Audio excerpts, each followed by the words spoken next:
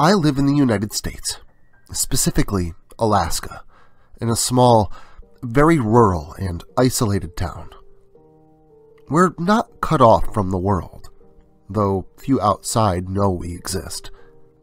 The town is very different from most outside, or even in the state. We've got our own traditions and town rules that are strictly enforced, though easy to follow. Most of them are applicable to any town, but there are a few unique ones, which are considered the most important.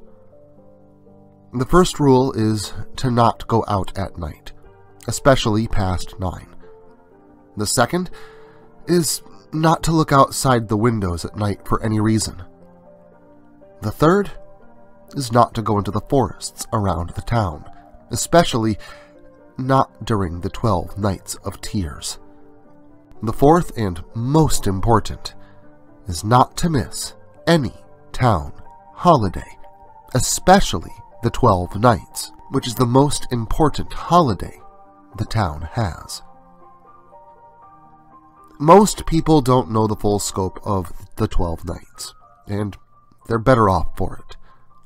The only people who do are the town council, consisting of the town pastor, the town doctor, the police chief, the mayor, and a few others that know the truth, known as the Enlightened. My father, who was once the town pastor, never wanted me to be involved with the 12 Nights.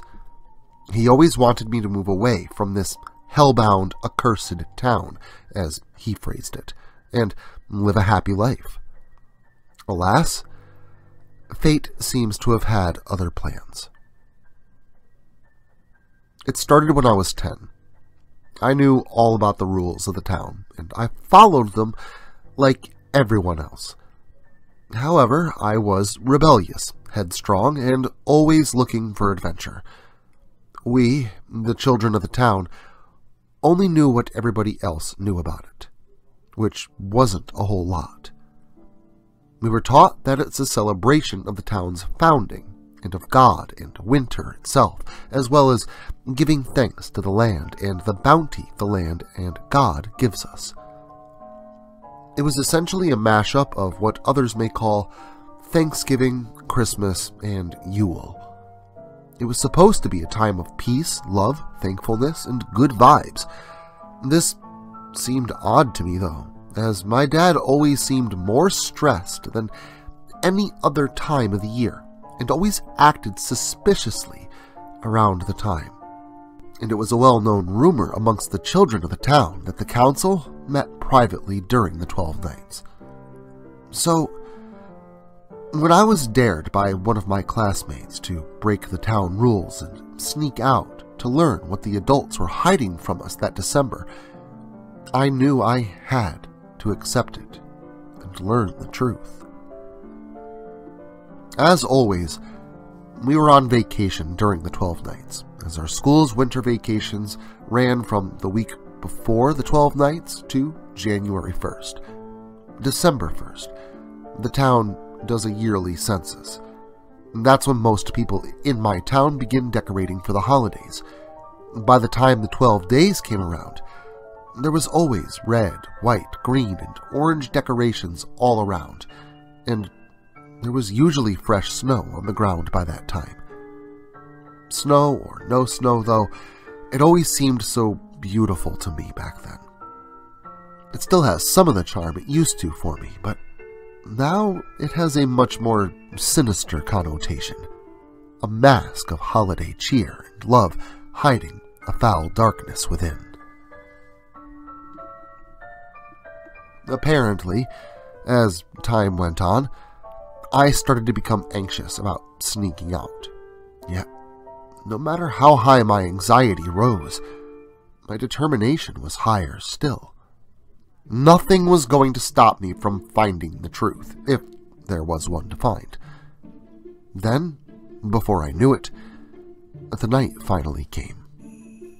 The 19th of December, the first of the 12 Nights.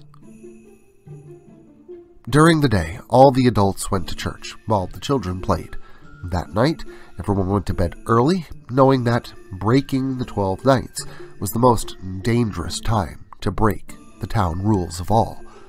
So, that night, at 7 p.m., my dad came in and said goodnight to me like he always does when I'm going to bed. He then shut off the light and left the room. When he was far enough away that he wouldn't be able to see me, I got out of my bed and snuck out of my room, quietly following him. He then went into his room and closed the door. Satisfied, I started walking back to my room. I was about halfway there when I heard my dad's door open again. I turned around and snuck back so I could tail him again. Dad had changed out of his normal clothes and into his pastor garbs. This was even more unusual, as the church was always closed at night. Or so I've been told. He started walking, and I continued behind him at a safe distance, trying to be as quiet as I could. We walked through the hallway, past the kitchen, and to the living room, where the front door was. When Dad got to the doorway, he checked his watch. He then sighed, shook his head, and opened the door, thankfully forgetting to close it as he walked out. The hell is he doing? I thought to myself. He knows he shouldn't be out. I watched until he was out of view of the window, and then I continued following him from that distance. I caught my breath in my throat, and my blood turned to ice as I saw where he was going. 13th Street. This is where the Forbidden Forest was. Oh no. Is he going into the forest? As I tailed him, I was practically praying to the God I thought I believed in that he wouldn't. But fortune was not on my side. He walked down the street and into the entrance of the woods. As we got deeper and deeper, I started to feel scared, but I refused to go back. I said that I was going to figure out what was going on, and I meant it. So, against my better judgment, I continued tailing my father. Eventually, we reached what seemed to be a large clearing, surrounded by the forest on all sides, except one. That side was blocked by the base of a mountain or hill, which also seemed to be a cave. In the middle of the clearing, there was a single tree with no leaves. In front of the tree was an altar, upon which was a large silver bowl. Next to it was an assortment of medical equipment. Around the tree were carvings in the earth in a circle. The trees around the clearing also had carvings in them, though I didn't know what they were either. To my surprise, there were other people around, some of which I recognized, including Dr. Goldberg and some of my neighbors. I decided to stay at the edge of the woods to avoid being seen, hoping I would still be able to hear them. Unfortunately, I couldn't make all of it out, as I was too far away. But the general gist seemed to be that the preparations were ready, and all that they needed was for Bradshaw to get there with the lamb. What the hell is going on here? I asked myself. I tried to think, but none of it made any sense to me. I wouldn't have to wait too long to get answers, however, it seemed. Shortly after their chat, Devin Bradshaw, the chief of police, walked up to the group of people while carrying an unconscious woman over his shoulder. He then handed her off to some of the other people in the gathering, who stripped her down and tied her to the tree by her hands, chest, and feet, and put a gag in her mouth. The doctor then got to work, placing an IV in her arm and a catheter into her bladder. She was then woken up by my father. She started to scream, obviously terrified, but the gag muffled it. I watched in horror as Dr. Goldberg picked up a knife and made a wide cut on the woman's abdomen, below her belly and above her privates, and she began to bleed. The woman began to scream and cry louder, which only scared me more. It wasn't over yet, though, as he made another cut into her, and blood continued to pour, dripping down from her stomach and staining the dirt and grass beneath her a dark crimson, which spread as she bled more. The woman continued to scream, louder now, as Dr. Goldberg shoved his hands in and pulled a fetus out, then cut the umbilical cord and removed the placenta. The fetus was then put into the silver bowl on the altar by my father, who seemed to be praying over it. The doctor then went to work taking care of the woman, closing her wounds and stitching her up so she wouldn't die. I was still in shock, though it soon gave into rage as I watched the woman, who was now sobbing uncontrollably and clearly traumatized. I decided rather impulsively that I had to do something. I proceeded to run out of the woods and charge my father. His eyes grew wide when he saw me, but didn't have time to react as I tackled him, easily knocking him over due to the element of surprise. He tried to speak, but I wouldn't let him, as I felt he didn't deserve to speak until I had said my piece. "What the hell is wrong with you? How could you do this?"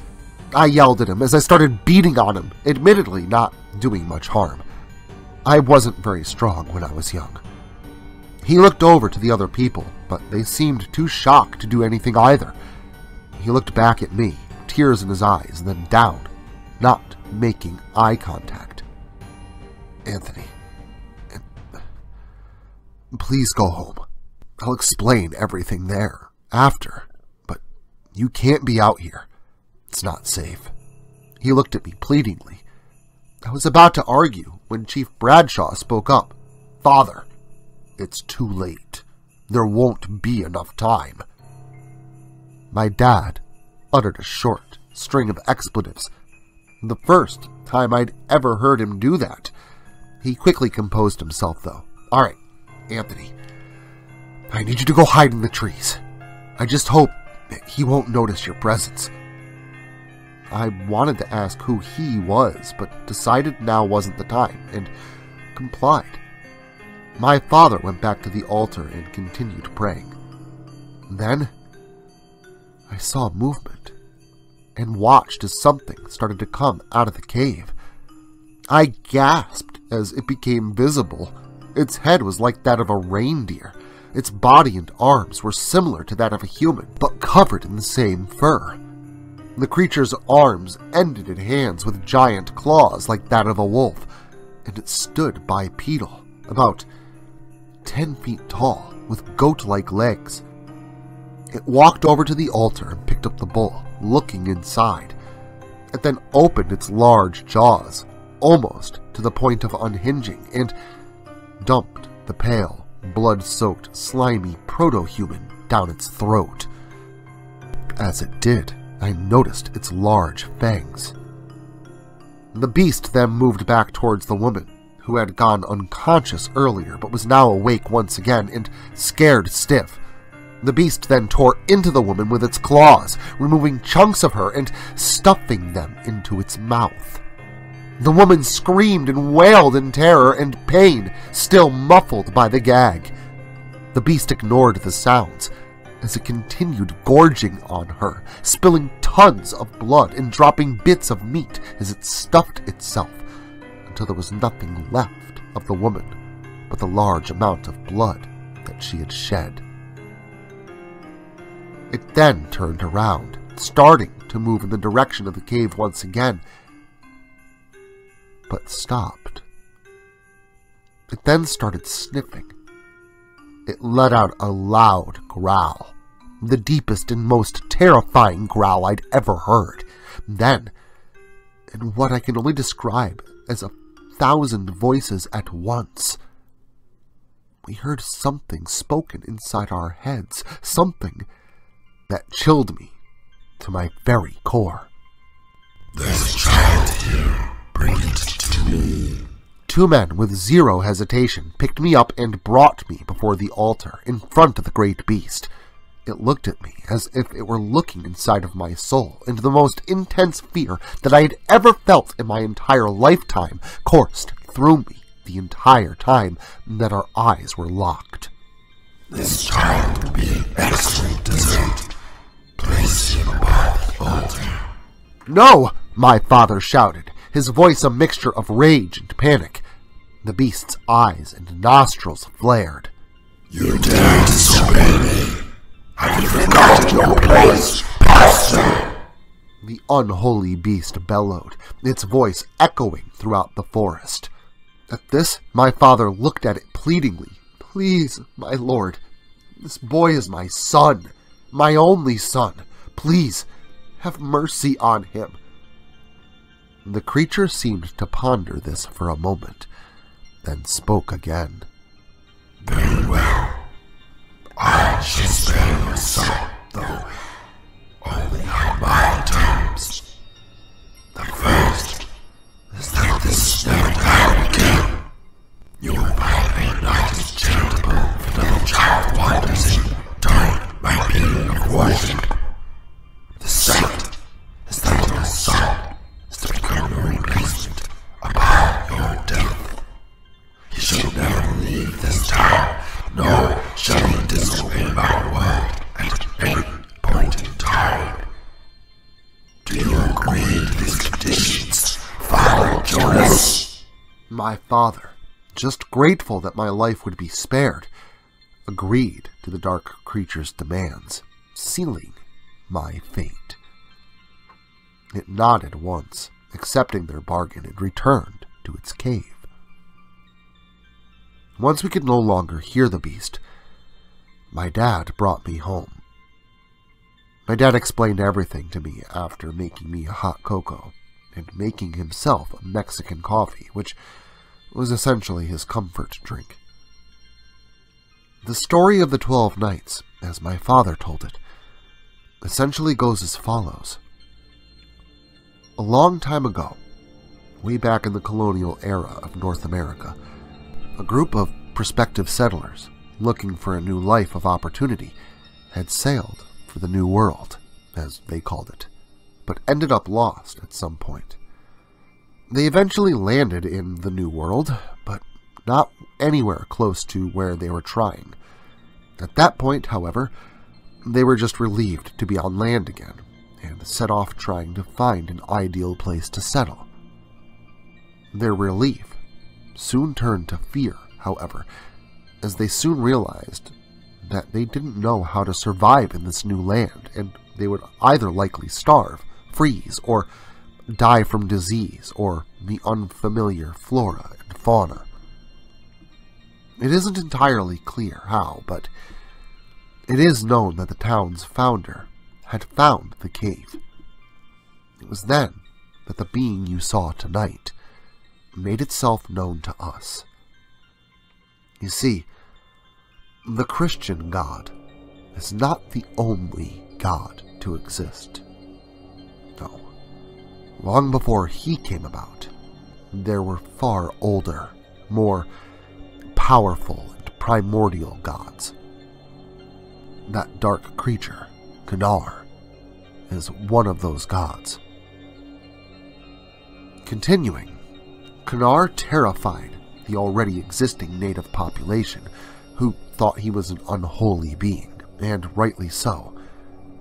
However, the founder of our town was so desperate that it was clear to Kanar, ever the cunning creature, that he could use this to his advantage. It is unclear what specific boon Kanar gave our founder in their bargain, as that part of history is lost to time.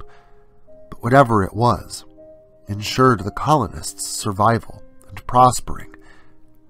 However, in their dark pact, it was made clear that stating, with the 4th generation, there would be a sacrifice every year.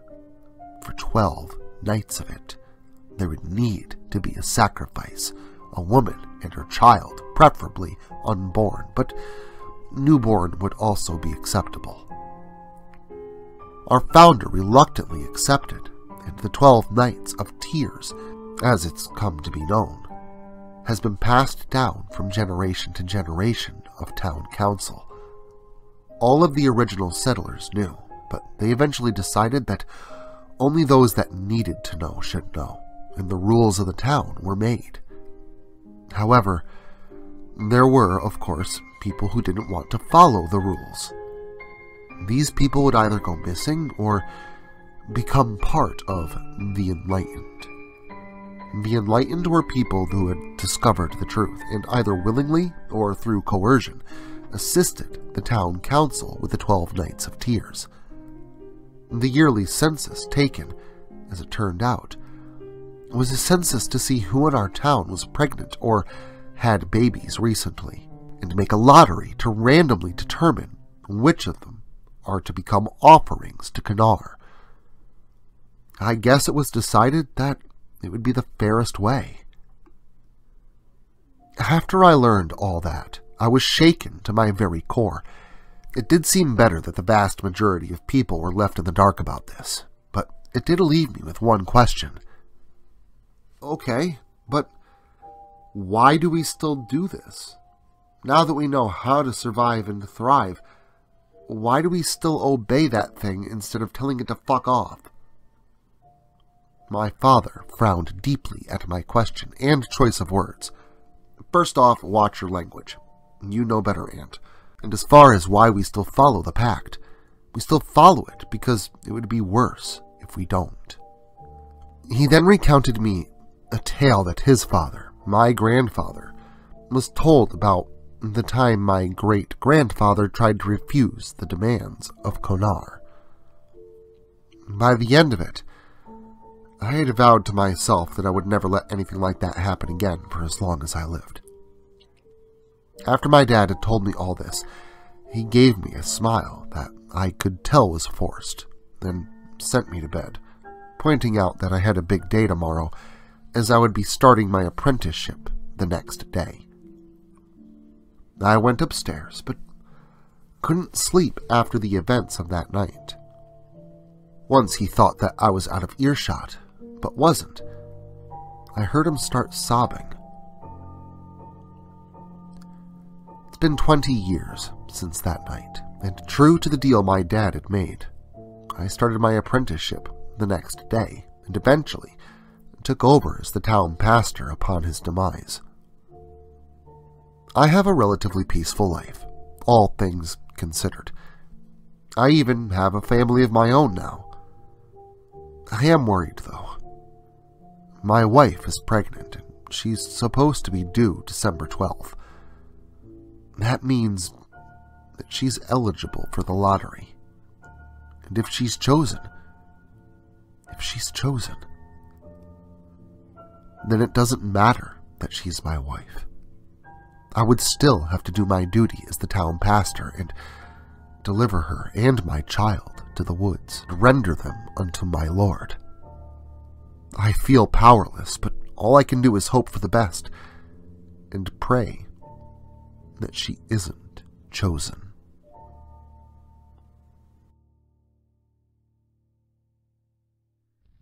Social media can be very unpredictable, especially regarding horror content. If this content gets removed, all new content will be simultaneously presented on various websites provided in the description to this video. Make sure to follow me in other digital spaces so that you never miss out on the terror. Also, if you like this video, make sure to leave a comment and hit the like button. It helps the channel a lot. If you're new to the channel and you enjoy what's here, consider hitting that subscribe button and the notification bell so that you never miss an upload. Writing is a dream of mine, and it's all of you that make that dream come true.